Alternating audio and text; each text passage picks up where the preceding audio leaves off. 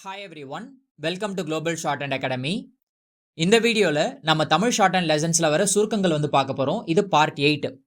இதில் நாம் பார்க்க போகிற ஃபஸ்ட்டு வார்த்தை அன்றைய தினம். ஃபஸ்ட் பிளேஸில் டர் எழுதிட்டு தினமுக்கு இவ் கொக்கி நா இம். இவ் கொக்கி தான் எழுதியிருக்கோம், ஆனால் அதை தான்னு படிக்கணும். அன்றைய தினம். இதையே துருதி லைனில் எழுதணும் அப்படின்னா இன்றைய தினம். அடுத்தது நேற்றைய தினம் எப்படி எழுதுறதுன்னா எண்ணு டர்ரு தினம். இப்படி எழுதுறப்ப இது நேற்றைய தினம்னு படிக்கணும்.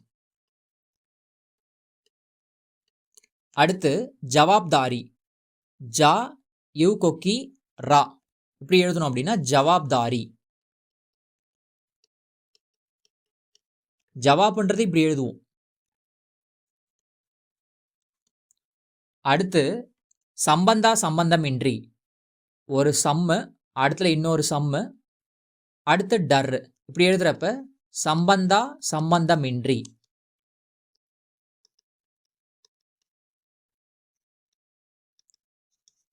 அடுத்து அவ்வாறேனும். அவ்வாறு இப்படி எழுதுவோம், அதுல நம் சுழி. அப்படி எழுதுறப்ப அவ்வாறேனும். அடுத்து தேசபக்தன். தே சாசுழி, பக்தனுக்கு பண் மொட்டும். தேசபக்தன். அடுத்து அங்குதான். அங்கு எழுதிட்டு அதுல என் கொக்கி எழுதணும் அப்படின்னா அங்குதான். இது பார்க்கறதுக்கு நான் மாதிரி இருக்கும், இடத்துக்கு ஏற்ற மாதிரி அங்கு இல்லைன்னா நானுன்னு எடுக்கணும், இல்லைன்னா அங்குன்றதை கொஞ்சம் அழுத்தி எழுதணும். அதுதான் ஃபர்ஸ்ட் பேஸில் அது எழுதிட்டு அதில் என் கொக்கி எழுதணும் அப்படின்னா அது அதுதான்.